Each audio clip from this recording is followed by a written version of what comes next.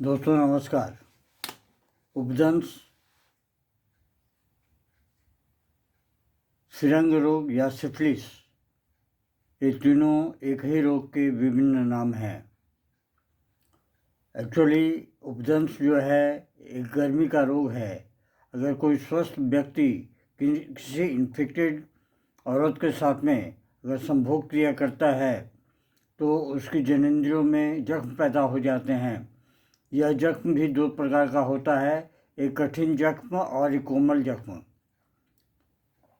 उपदंश रोग की प्राथमिक अवस्था की विभिन्न औषधियों द्वारा चिकित्सा की जाती है, जिसमें पहली जो दवा है वो है सिफिलिनियम।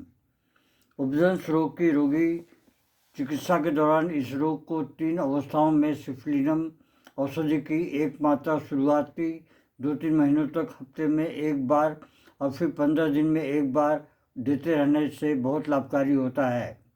अगर रोगी को रात में ज़्यादा परेशानी होती हो तो यह औषधि बहुत ही आराम पहुंचाती है। दूसरी जो दवा है नाइट्रिक एसिड।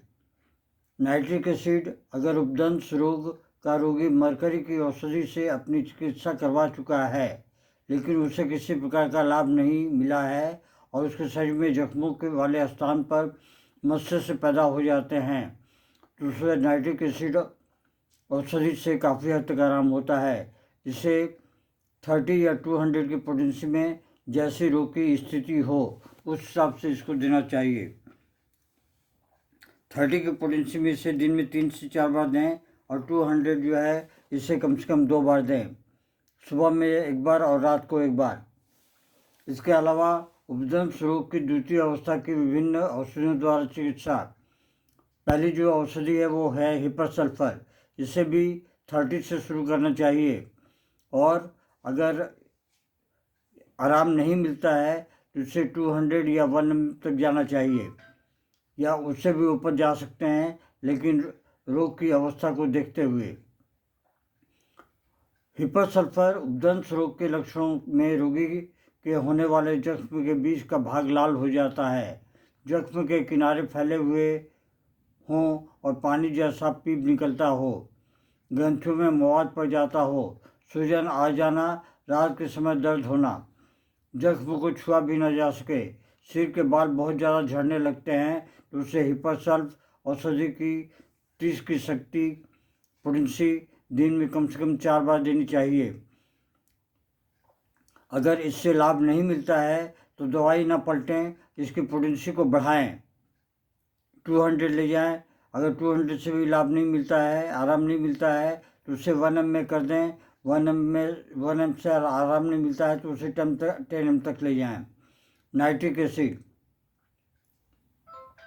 नाइट्रिक एसिड औषधि को उपदंश के रोग की द्वितीय अवस्था में प्रयोग किया जाता है। जख्म का सड़ जाना, उनमें बहुत ज़्यादा मात्रा में दाने निकल आना, खून का निकलना, स्लैस्मिक झिल्ली पर जख्म के निशान हो जाना, जख्मों के किनारे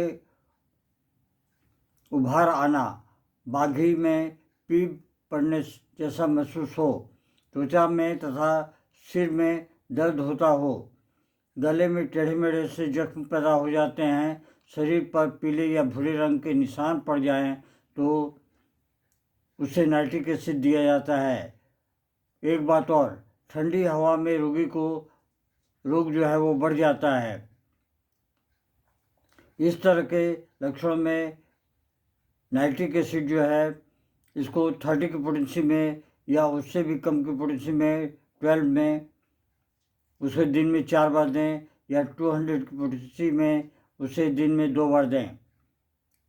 उपदंश रोग के तृतीय अवस्था में विभिन्न औषधियों का प्रयोग। कैली आयोड।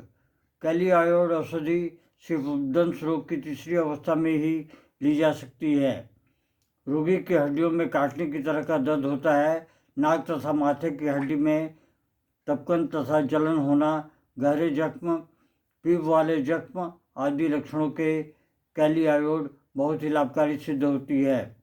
इसकी 12 की पोटेंसी दिन में 3 से 4 बार दें। लेकिन वही बात है कि अगर इससे आराम नहीं मिल रहा है तो कृपया दवाई न बदलें, इसकी पोटेंसी को बढ़ा दें। अगली दवा है वो है ऑरमेट, ऑरमेटेलिकम। ऑरमेट उपदंश रोग में के द्वितीय तथा तृतीय अवस्था में प्रयोग की जाती है। मरकरी के दुरुपयोग के कारण मुंह में अल्सर हो जाना, उपदंश रोग का हमला, नाक पर होना, नाक की हड्डी में जख्म हो जाना, नाक से हड्डी के टुकड़े निकलते हों, बदबूदार स्राव आता हो, चेहरे की हड्डियों में दर्द महसूस होता हो, आदि लक्षण में ऑरमेट बहुत ही लाभदायक सिद्ध होती है। इसकी 30 की पोटेंसी का सेवन करना चाहिए। फिर वही बात कि अगर 30 की पोटेंसी अगर आराम नहीं मिलता है तो फिर पोटेंसी की पावर बढ़ा दें, औषधि की पोटेंसी की पावर बढ़ा दें। इस औषधि का रोगी को सेवन कराते समय उसके मानसिक लक्षणों को भी ध्यान में रखना चाहिए।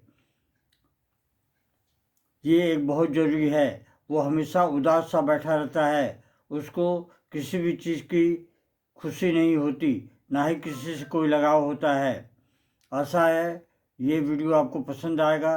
अगर पसंद आए तो इसे लाइक, शेयर और सब्सक्राइब अवश्य करें। जय हिंद, नमस्कार। Long live homeopathy, long live Hahnemann.